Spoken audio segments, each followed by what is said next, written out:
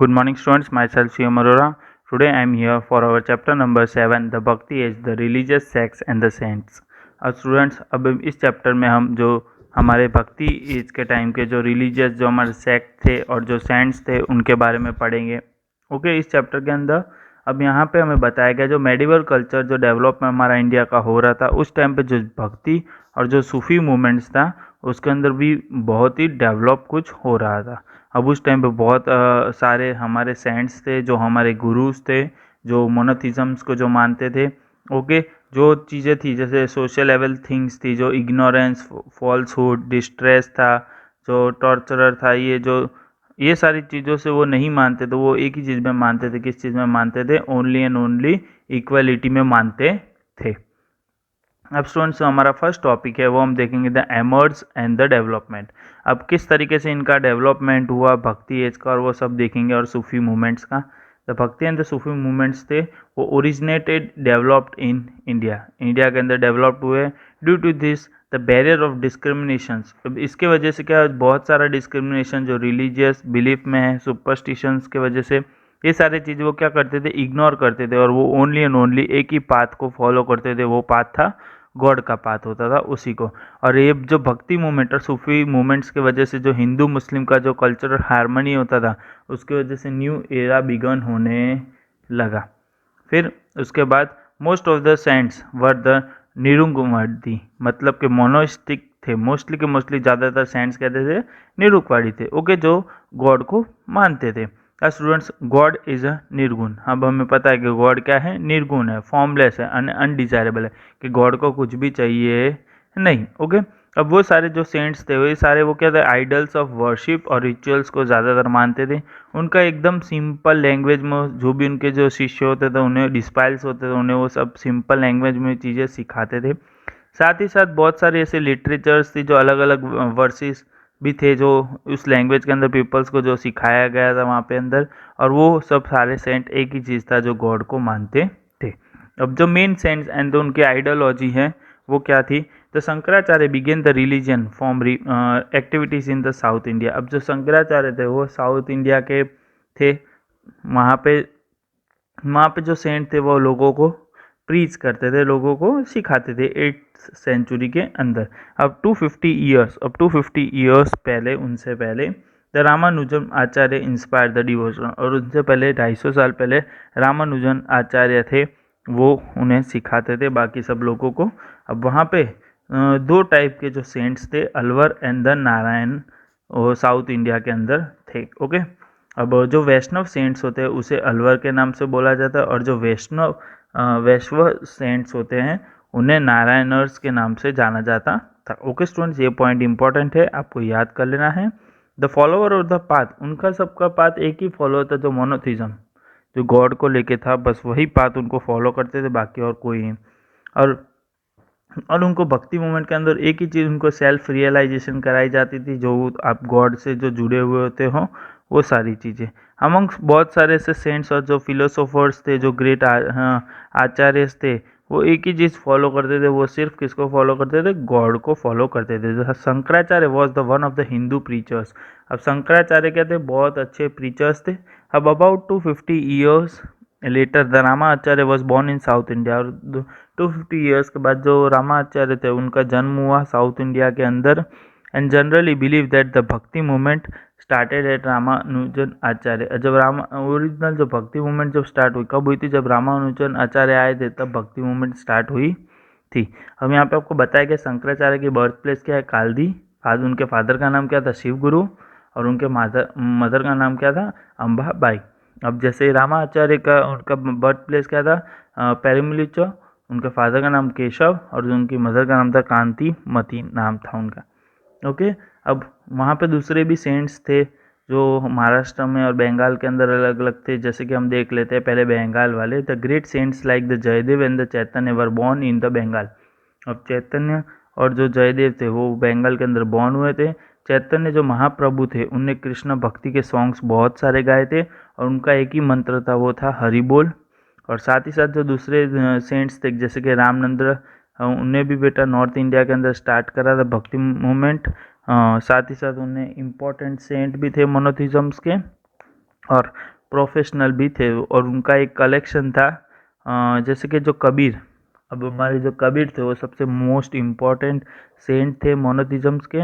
अब उनका जो प्रोफेशन था वो क्या था, एक तो वीवर थे, और उनकी एक जो पोएम है बिजाग करके, वो one of the most popular collection है उनका। और साथ ही साथ उनने अपने कुछ जो बोलते हैं ना अपने श्लोक्स और वो सब, वो उन्हें अपनी जो सिंह साहिब की मीन्स के जो पंजाबी की जो बुक होती है गुरु ग्रंथ साहिब, उनके अंदर उस होली बुक के अंदर भी उनकी पोएम्स इंक्लूड है। अब जो उनके सेंट रायदास थे, उनके जो ब्रदर गुरु है, ओके, कबीर के, he was also the saint of the निरुंगना ब्रांच। और वो कहाँ कौन सी ब्रांच के थे, सेंट रायदास निरुंगना ब्रांच के थे। अब उसके बाद जो गुरु नानक थे वो फाउंडर ऑफ किसके थे, सिख रिलीजन के। अब उनकी जो ब्रांच थी सेंट, उनका निरुंगना ब्रांच के थे। उनके जो डिस्पाइल्स होते थे वो सारे के सारे एक सिख थे। और उनके पास एक उनकी गुरु ग्रंथ साहिब, उनकी एक होली बुक है। और साथ ही साथ तुलसीदास, सूरदास और मीराबाई हो गए, ये सारे भी एक है ना इम्पॉर्टेंट जो बोलते ना सारे के सारे सेंट्स थे जो विश्व भक्ति मूवमेंट से in Rajasthan in the north India. अब Tulsidas become the stage in your youth. अब तुलसीदास थे वो एकदम यूथ स्टेज में बन गए। साथ ही साथ उनका जो एक तुलसीदास का एक पॉपुलर टेक्स्ट है जो अभी आज तक फेमस है, वो नाम है रामचरितमानस। और दूसरा उनने एक विनय पत्रिका भी करके एपिक स्टोरी लिखी थी। तो ये दोनों बहुत ही फेमस है, बट रामचरितमानस तो वो आज तक फेमस है। अब इसके बाद जो गुजरात के जो हमारे पोएट थे नरसिंह मेहता, जिनका जन्म 1412 में हुआ और 1480 में उनकी डेथ हो गई। गुजराती पोएट थे, वो मोस्टली भक्ति रास गरबेज के लिए फेमस थे, जिनका जन्म तलाजा में हुआ था भावनगर के अंदर, और वो लास्ट में सेटल जूनागढ़ के अंदर जाके हो गए थे। ओके, वो इतना उनके जो वर्सेस और जो उनका प्रभाती होता था, प्रभाती मतलब कि सुबह के टाइम का जो प्रभाती करते हैं, वो बहुत ही नॉलेजेबल डिवोशन होता था और प्रोफाउंड होता था सोसाइटी को लेके। अब नरसिंह मेहता बहुत अलग अलग भजन्स भी गाते थे, जैसे उनका एक फेमस भजन है यहाँ पे बताया गया है, वैश्व जन तो के कहिए। ये बहुत ही पॉपुलर उसका भजन है, ये वो बहुत गाते थे। और ये अनटचेबिलिटी और कास्टिज्म्स के खिलाफ थे। अगर कोई भी लोग, और ये हर एक के घर पे जा जा के भजन गाते थे, अगर कोई भी लोग इनके आगे अगर हरि का नाम लेते थे तो उनके लिए वो इंसान ऐसा गॉड गिना जाता था। ओके, अब इनके पे अलग अलग बहुत सारे इनके जो थे सॉन्ग्स और पोएम्स वो अलग अलग गाते थे। और ये हर एक लॉर्ड कृष्णा को रिलेटेड ही गाते थे। कोई भी सॉन्ग्स हो, पोएट्स हो, वर्सेस हो, तो लॉर्ड कृष्णा को लेके ही मानते थे। ऐसा लॉर्ड कृष्णा को आइडल भी मानते थे। And his life was an excellent example of this. और सबसे अच्छी में अच्छी एग्जाम्पल लाइफ की ये है, जो ये बस अपने इनने अपना खुद का जीवन लॉर्ड कृष्णा के लिए दे दिया था। और इनके जो वर्सेस होते जैसे जो प्रभाती, वो तो बहुत ही ज़्यादातर फेमस होते थे। अब जैसे कि दूसरा एक और हमारे सेंट थे, वो थे राजपूत प्रिंसेस जो मीराबाई थी। उन्होंने भी लॉर्ड कृष्णा के को अपने डिवोट कर दिया था। और ये जो राजपूत प्रिंसेस थी, उनके जो डॉटर किसकी थी, मेदात किंग की डॉटर थी।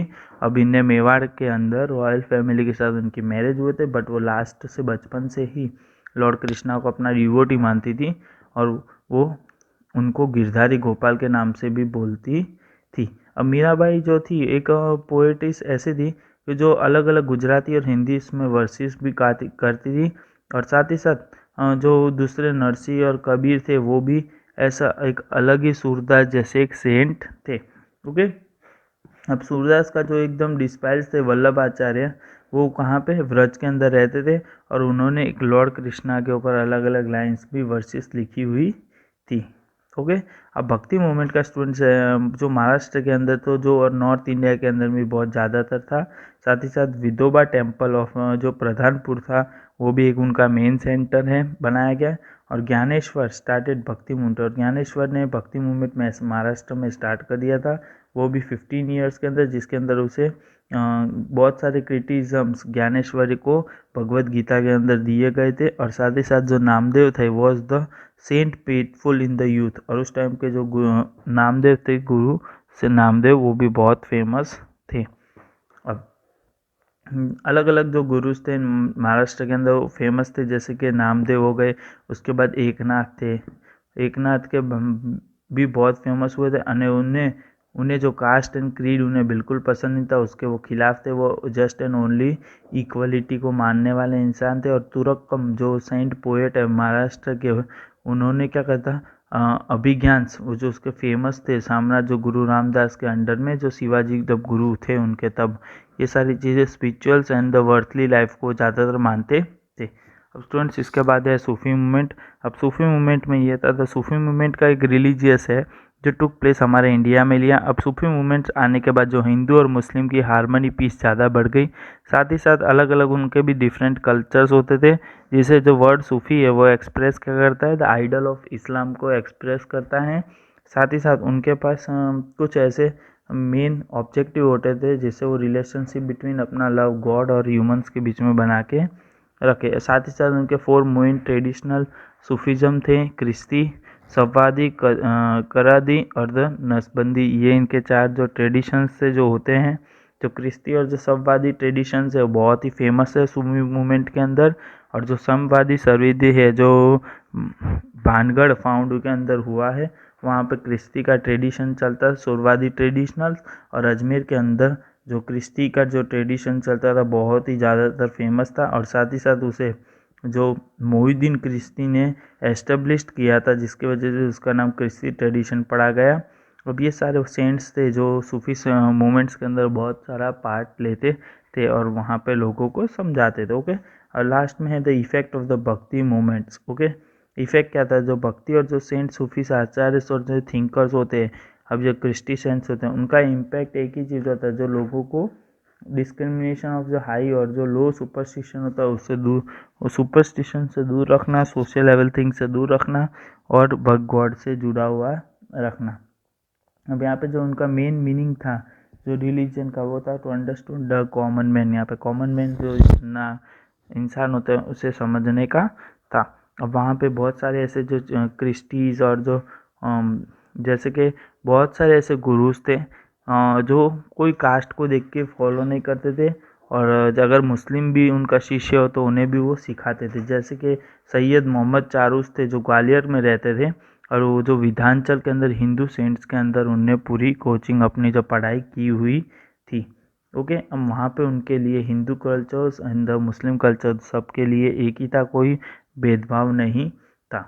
और जो हिंदू और जो मुस्लिम की जो सोसाइटी होती है वो अलग अलग, इक्वलिटी, राइट और ब्रदरहुड साथ में मिलकर रहे, तो वही ये सब सेंट भी चाहते थे। ओके स्टूडेंट्स, यहाँ पे आपका ये चैप्टर फिनिश होता है। अगर आपको इसमें ना समझ में आया हो तो आप मुझे पूछ सकते हो फ़ोन करके। Okay students, thank you.